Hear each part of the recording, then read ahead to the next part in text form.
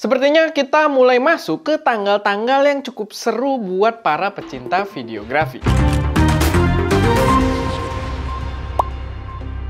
Sebelum masuk ke informasi pertama, gue pengen ngingetin dulu kalau sekarang tanggal 15 April ini adalah waktu terakhir buat kalian yang pengen submit buat lomba foto Ramadan kita yang hadiahnya adalah Sony ZV-E10.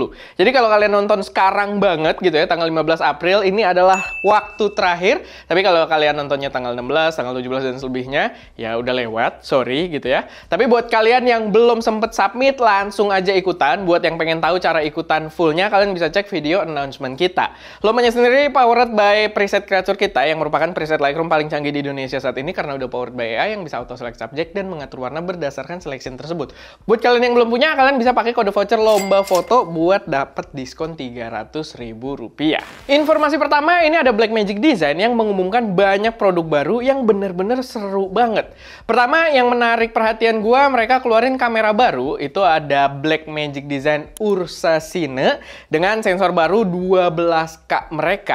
Ini adalah kamera kelas dewa dengan harga $15.000 atau kalau kita konversi doang, bukan harga real juga kalau di Indonesia, kalau kita konversi doang itu 250-an juta atau ya sedikit under 250 juta. Tapi mereka juga keluarin kamera cinema yang jauh lebih terjangkau dengan style kamera kotak bernama Pixis yang dijual dengan harga $3.000.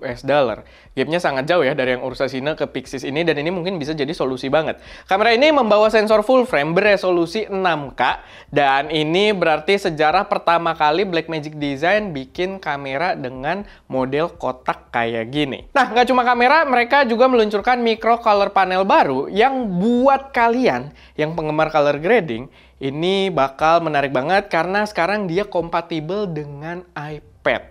Di sisi atasnya itu dia diberikan slot gitu buat kita naruh iPad kita jadi holder juga, dan kita bisa grading dimanapun dengan gear yang luar biasa profesional gitu ya, kayak di sebuah studio.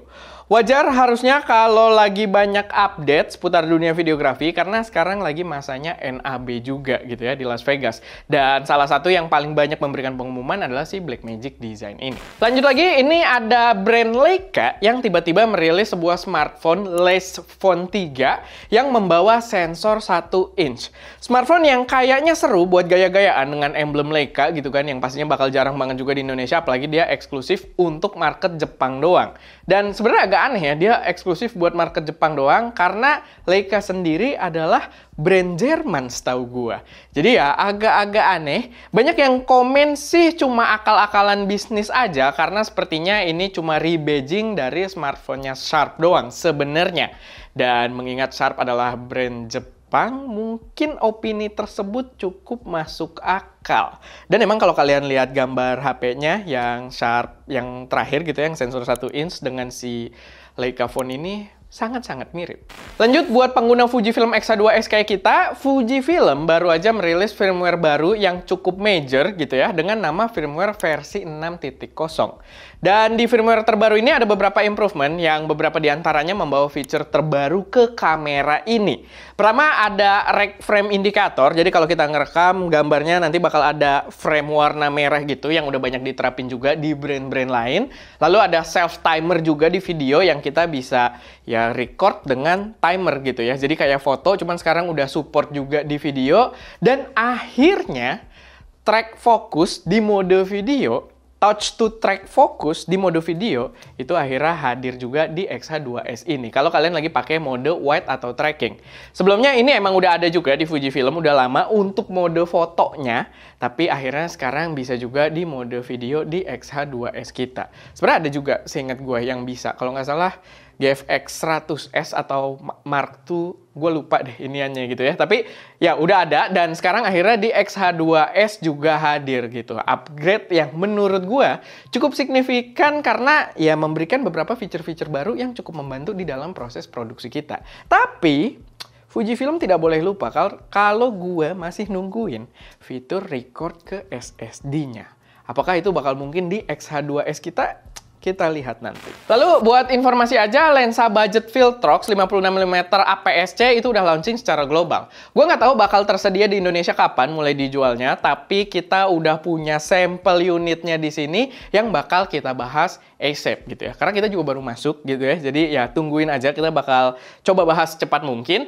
Tapi menariknya lensa ini langsung hadir buat dua mounting, yaitu adalah X-mount dan juga Z-mount. Dan sayangnya belum ada buat E-mount. Gue nggak tahu kenapa, tapi ya harap bersabar buat para pengguna Sony. Gue yakin bakal datang, cuma ya nggak tahu kapan gitu. Tungguin aja kapan bakal ada buat E-mount. Tapi yang jelas kalian juga harus tunggu buat review fullnya di channel kita gitu ya. Jadi kita udah ada sampelnya, kita akan kerjain secepat mungkin. Jadi jangan lupa buat subscribe buat yang belum subscribe. Karena ini mungkin jadi opsi lensa APS-C budget yang menarik banget gitu, dengan kualitas yang bagus banget. Jadi ya, pantau terus. Terakhir, ini ada Insta360 yang udah merilis teaser dari kamera 360 terbaru mereka yang akan membawa resolusi 8K.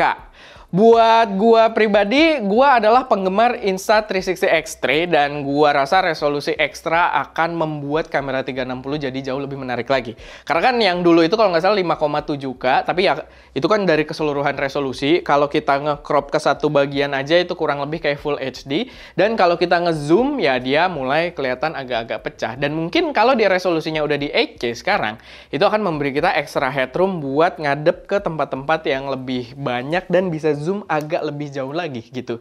Jadi ya, extra headroom buat kita berkarya. Belum lagi buat sebuah kamera baru, pastinya mereka akan membawa fitur baru juga. Yang nggak mungkin di sini upgrade-nya cuma soal resolusi doang. Tapi ya, nggak lama juga waktu kita buat nunggu, karena kalau kita lihat berdasarkan teasernya, kamera ini akan dirilis besok, tanggal 16 April. So, mari kita pantau.